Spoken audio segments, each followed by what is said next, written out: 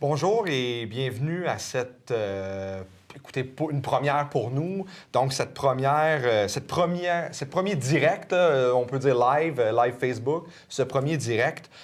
Cette fois-ci, bien, pour cette première, donc, une consultation sectorielle pour les collègues donc, de la FSE, collègues enseignantes, enseignants du syndicat de Champlain. Pour me seconder aujourd'hui, j'ai avec moi Annick Coulombe, conseillère au syndicat de Champlain. Merci, Bonsoir. Annick, d'être ici. Ça me fait plaisir. Merci. Écoutez, déjà en date d'aujourd'hui, suite à nos rencontres de délégués, on a déjà autour de 400 questionnaires qui ont été remplis, soit en ligne ou des questionnaires qui ont été remplis par nos collègues délégués pour cette consultation. Donc, c'est déjà très bien, mais aujourd'hui, le but de le faire en direct comme ça, c'est d'être en mesure d'augmenter, parce qu'on envoie déjà un message très clair en ayant un bon nombre de participants à cette consultation-là. Mais en plus, dans un direct, bien, qu'est-ce qui est beau dans un direct, c'est d'être en mesure d'avoir vos questions directement en ligne. Alors, n'hésitez pas, on va faire cette présentation-là. Vous pourrez faire, en même temps que nous, remplir le questionnaire qui est disponible au syndicat champlain.com, qui est le site Internet. Vous avez juste à cliquer et vous allez aller voir à ce moment-là le questionnaire en ligne. Alors, je vous invite à le faire. Écoutez, qu'est-ce qui est au jeu ce soir? Qu'est-ce qui est au jeu aujourd'hui? Ce sont nos conditions de travail au quotidien, c'est-à-dire le sectoriel. Des fois, on s'y perd un peu, intersectoriel, sectoriel. Dans ce cas-ci, aujourd'hui, c'est vraiment le sectoriel, nos conventions collectives au quotidien. Il ne s'agit pas des salaires, il ne s'agit pas de la retraite. Ça, c'est dans l'intersectoriel qu'on négocie dans le secteur public et on y reviendra dans les prochaines semaines. Donc aujourd'hui, votre opinion très importante pour nous permettre après ça de développer un cahier de demandes et de déposer nos demandes syndicales. 3 thèmes, vous les aviez déjà vus dans les semaines qui ont précédé ce deuxième cahier, donc le cahier qu'on fait ce soir. Lourdeur, complexification de la tâche, précarité, l'entrée dans la profession, rémunération autre que celle de l'intersectoriel et un autre bout, un 4e thème pour l'amélioration des conditions de travail, de la formation professionnelle et l'éducation des adultes. C'est voulu, vous allez voir, c'est très, très large comme énoncé et d'autant plus, on va vous demander de le mettre en priorité, en ordre de priorité ou de simplement répondre oui ou non.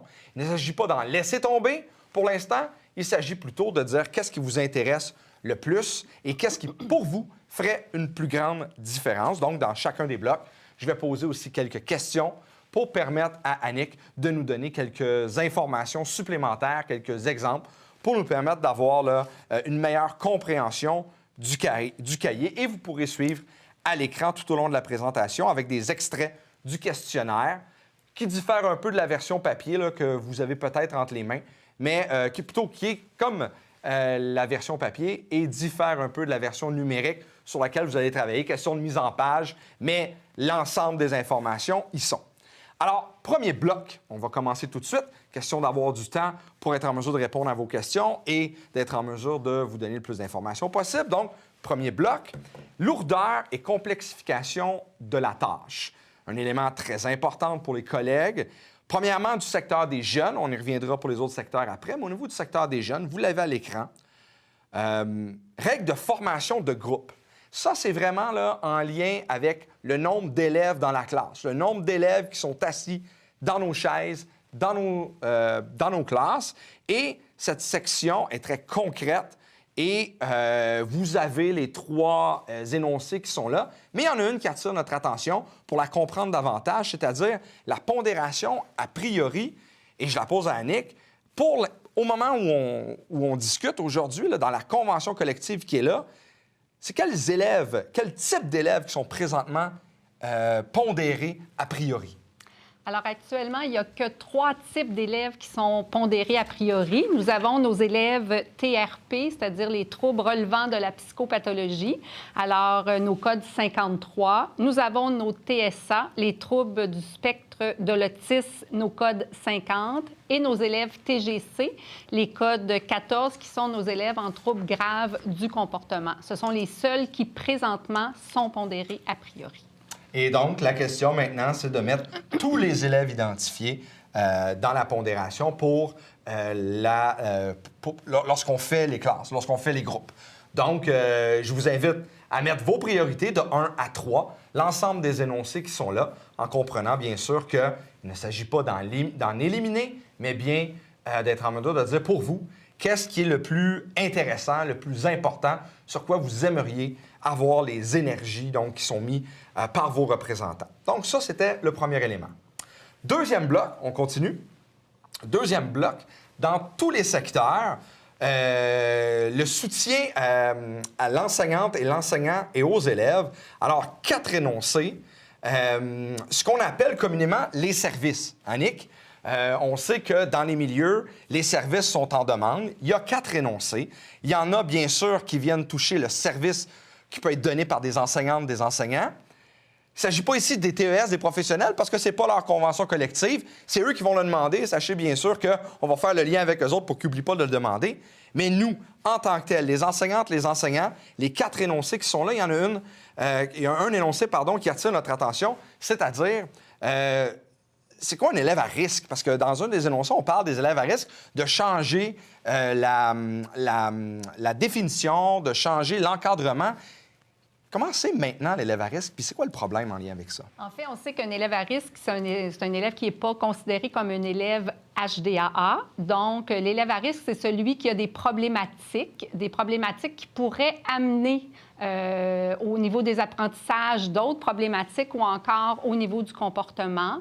Donc, notre élève à risque, là, il peut être large, il peut être ponctuel. Exemple, une famille qui se divorce. Donc, c'est un enfant qui habituellement fonctionne super bien. Mais là, parce qu'il y a un trouble ponctuel dans la famille, bien, c'est un élève pour qui on devra mettre en place des mesures qui, on sait, avec le temps, là, vont se résorber rapidement. Par contre, on a nos autres élèves à risque qui, éventuellement, auront peut-être un diagnostic quelconque. Donc, c'est sûr que pour cet enfant-là, il faudra travailler plus fort, demander les évaluations nécessaires. Mais ça demeure, tant qu'il n'y a pas son diagnostic, bien évidemment, ça demeure un élève à risque. Merci, Annick. Effectivement, et là, ce que vient de dire l'énoncé, il vient nous dire, bien, on va l'encadrer pour être en mesure que l'élève à risque reste moins longtemps comme un élève à risque, comme ça le dit, mais en plus aussi qu'on va venir à ce moment-là venir donner de l'aide advenant qu'on en ait besoin puis qu'on se rend ça. Donc, on va avoir de meilleures balises pour contrôler, pour être en mesure de gérer tout ça. Merci. Je vais finir par le dire. Écoutez, donc ça, je vous invite donc à mettre les 4 énoncés qui sont là dans l'ordre qui vous convient le plus pour être en mesure de passer de 1 à 4. Et on passe tout de suite donc à l'autre bloc. Donc ça, maintenant c'est fait. On reste toujours dans tous les secteurs. Manque de temps et d'autonomie. Maintenant, ceux qui ont la version papier là, qui est à l'écran, vous voyez là, on va tout de suite commencer par le dernier énoncé. Parce qu'au niveau numérique, c'était plus facile de commencer par celui-là. Question de logistique. Donc, on va tout de suite y aller avec cette question-là. Pour tous les secteurs, comme je le disais, il y a juste l'éducation des adultes là, qui ne vivent pas cette réalité-là, mais tous les autres secteurs. Cette fois, on va y aller, au lieu de par ordre de priorité, on va y aller par oui ou non. Une question bien simple. Retirer de la tâche les surveillances prévues à la tâche éducative, récréation, bibliothèque, cafétéria. Et là, peut-être un petit élément à ne pas confondre. Annick, surveillance ailleurs que dans la tâche éducative, ça existe-tu, ça? Exactement, ça existe au niveau de la tâche complémentaire qu'on appelle, ce qu'on dit les accueils et déplacements. Donc oui, c'est des surveillances que les enseignantes et les enseignants doivent faire, mais cette partie-là d'accueil et déplacement ne fait pas partie de la tâche éducative, mais bien de la tâche complémentaire. Mais c'est de la surveillance. Bien oui, merci. Donc la question qui est soumise aussi au jeu, répondre par oui ou par non, hein, c'est vraiment en lien avec la surveillance qui est prévue à la tâche éducative et non pas l'autre type de surveillance dont vient de nous présenter Annick. Donc, ça, c'est important. Maintenant, on retourne là, à la question suivante, là, qui est, là, maintenant, on va suivre au niveau numérique et au niveau de ce qui vous est présenté à l'écran. Donc, maintenant, pour le secondaire, l'éducation des adultes et la formation professionnelle, donc, oui ou non, la question qu'on se pose, c'est réduire le temps assigné en convertissant en TNP une partie de la tâche complémentaire, donc augmenter le temps de nature personnelle sans dépasser les 32 heures, bien sûr. Alors ça, je pense que ça va bien, on n'a pas à se poser de questions là-dessus et c'est assez simple comme information. Autre question maintenant, mais cette fois, toujours dans le même ordre, dans le manque de temps et d'autonomie, mais cette fois pour le primaire et le préscolaire ainsi que les spécialistes, toujours par oui ou par non, réduire de 27 à 26 heures le temps assigné en le convertissant en TNP. Comment on fait ça? Bien, au primaire, en confiant une matière, ECR, univers social, etc., donc à des spécialités. Préscolaire, en ajoutant 1 heure de spécialité.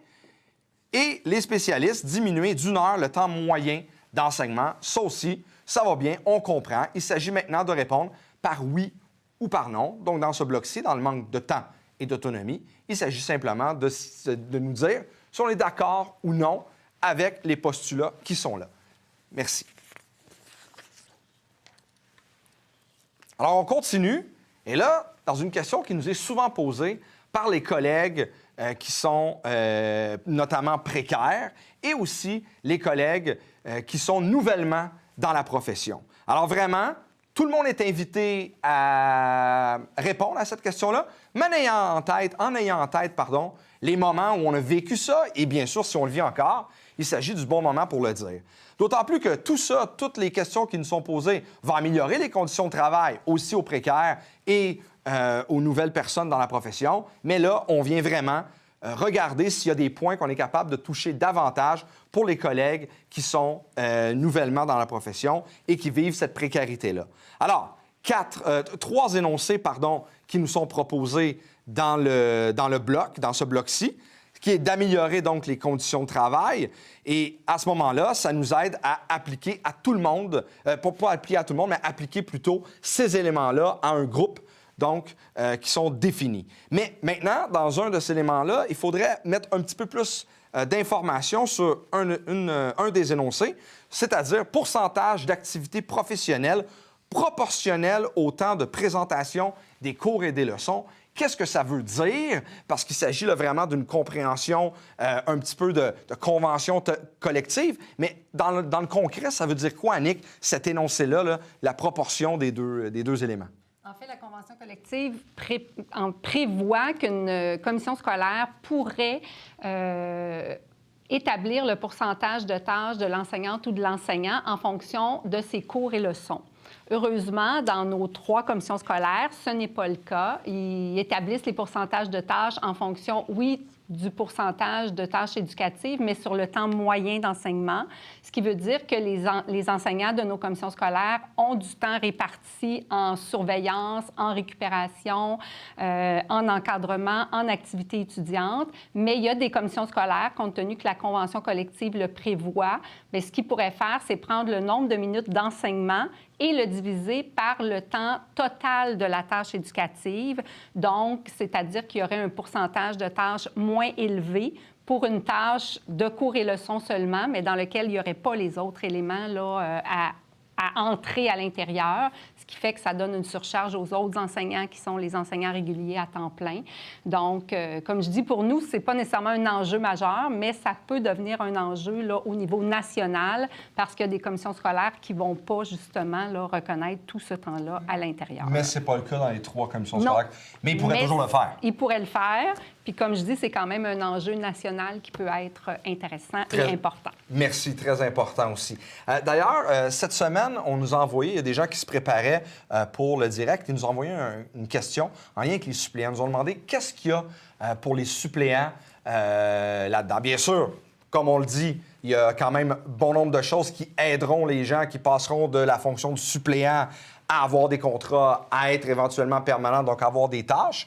Mais il y a un des énoncés en lien avec l'arrivée dans la fonction et la précarité. Il y a un des énoncés où on veut augmenter les montants d'argent prévus pour les contrats, mais aussi l'enseignement à la leçon. Hein? Donc, ça aussi, on augmenterait, parce que ça pourrait être un élément qui permettrait aux gens de plus venir enseigner, plus être présents et avoir le goût d'y être en augmentant le montant d'argent qui est présentement il y a le montant... Le taux? Le taux? Bien, à la leçon, ça dépend de la scolarité et de l'expérience. Donc, il y a des taux différents dépendamment de mon échelle de traitement habituelle. Là. D'accord. Et ça, c'est disponible, bien sûr, Oui. dans la convention collective ou bien sûr en appelant au bureau du syndicat.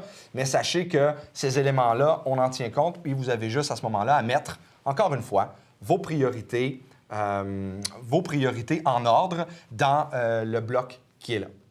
Alors, on continue toujours. Maintenant, un élément très, très important qui nous est demandé souvent, même si on n'est pas en intersectoriel, même si on n'est pas en lien avec les augmentations de salaire du secteur public, là, c'est-à-dire des augmentations de salaire comme on connaît et comme on a connu dans chacune ronde de négociation, bien, on pense qu'il existe, parce que les membres nous le demandent, on pense qu'il existe quand même des éléments qui pourraient permettre d'augmenter la rémunération, et c'est donc le bloc de la rémunération. Il ne s'agit pas ici de parler de rehaussement du rangement de l'équité salariale, il ne s'agit pas non plus de travailler sur les augmentations du secteur public, mais bien sur des éléments prévus dans le contrat de travail qu'on pourrait ajouter qui nous permettraient d'augmenter la rémunération et à la fin d'être en mesure d'avoir soit un chèque de paye rehaussé ou simplement d'être en mesure d'avoir une certaine bonification de certains montants.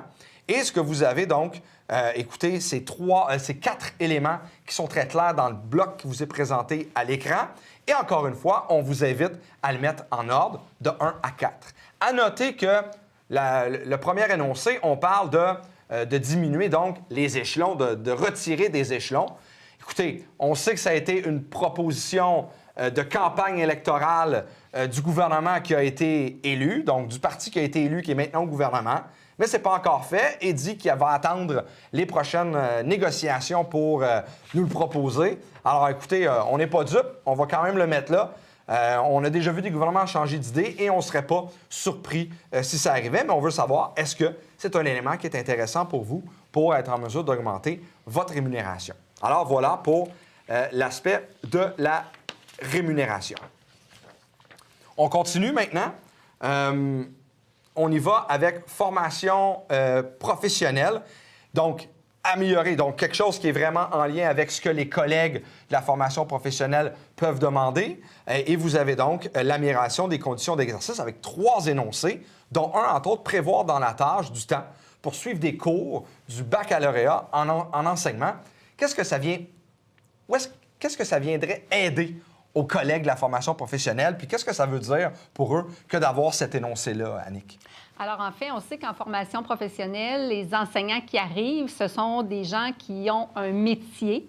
Alors, je prends exemple quelqu'un qui a fait un DEP en coiffure. Alors, elle arrive, elle n'a pas nécessairement suivi un cours universitaire. Et de plus en plus, là, on sait que les commissions scolaires là, demandent que les gens soient légalement qualifiés pour avoir des heures.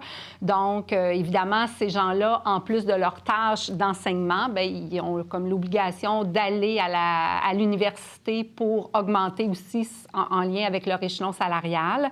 Donc, d'aller à l'université, de donner leurs cours et leçons, ça commence à faire pas mal comment je dirais, de lourd, ça avait une lourdeur, effectivement. Alors, de prévoir du temps dans la tâche de l'enseignant, donc pas nécessairement dans sa tâche d'enseignement, mais dans les autres éléments de la tâche de l'enseignant, soit la tâche complémentaire ou le travail de nature personnelle, qui aurait du temps là, qui pourrait être reconnu pour ces enseignants-là pour suivre leur cours universitaire. Excellent. Et bien sûr, il y a les 2 autres énoncés aussi, avec des demandes historiques, là, plancher d'emploi, là, des éléments comme ça. Mais quand même, on vous invite à les mettre en ordre de priorité pour être en mesure de savoir là, sur quoi travailler le plus, mettre plus nos énergies dans les 3 éléments qui sont proposés. Donc, on était à la formation professionnelle. Maintenant, à l'éducation des adultes, encore certaines particularités en lien avec les conditions de travail de nos collègues qui font une tâche, bien sûr, d'enseignement, mais en même temps aussi, encore quelque chose qui est un peu plus direct à nos collègues de l'éducation des adultes. Donc, 3 énoncés qui nous sont proposés, encore une fois, dans ce qui vous est présenté à l'écran. Maintenant, dans un de ces énoncés, j'attire votre attention sur les maximums d'élèves par groupe. On entend ça des fois qu'au niveau de l'organisation scolaire, là, il y a des éléments, mais qu'en est-il dans la convention collective? Alors, en fait, on sait qu'au secteur des jeunes, quand on parle du préscolaire, du primaire, du secondaire, ainsi qu'en formation professionnelle, il y a déjà dans la Convention collective nationale des balises, des maximums d'élèves qu'on peut mettre dans des groupes, alors qu'à l'éducation des adultes, il n'y a aucune règle, aucune norme qui s'applique. Donc, c'est des choix commission scolaire de dire on va ouvrir des groupes à partir de tant d'élèves, mais ils pourraient décider d'en mettre jusqu'à 40 dans un groupe. Donc, la demande qui est faite, c'est d'établir des maximums comme ils sont déjà prévus là, au secteur des jeunes et de la formation professionnelle. Merci. Alors, il y a 2 questions qui nous sont arrivées là, sur des éléments déjà passés. La première, qu'en est-il des documents formulaires à remplir pour les médecins et autres? Alors ça touche directement là, l'aspect rémunération dont je disais, c'est-à-dire prévoir une rémunération additionnelle pour certaines tâches qui alourdissent, pour certains éléments qui alourdissent la tâche que vous avez dans la partie rémunération.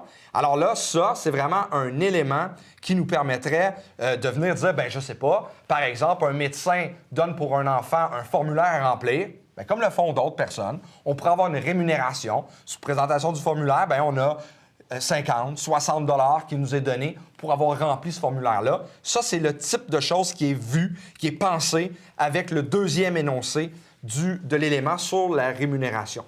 Une autre collègue aussi qui nous demande, qui nous dit, Isabelle Perrault cette fois, qui dit « Il faudrait payer les suppléants à plus que 3 périodes par jour au secondaire. Cela pourrait peut-être aider à diminuer le nombre de périodes de dépannage que les enseignants réguliers temps plein doivent faire. » On retrouve un peu cet élément-là dans le premier énoncé du bloc sur la précarité entrée dans la profession, mais il est encore plus complet. Alors, je vous invite, et ça m'amène tout de suite à vous le dire, quand il y a un élément qu'on ne retrouve pas là-dedans, on vous invite à le mettre à la fin, dans la partie sur les commentaires, autant en version numérique qu'en version papier. Il y a une partie de commentaires. On vous invite à l'ajouter. Mettre en lien peut-être justement avec précarité, avec attirer des gens dans la profession.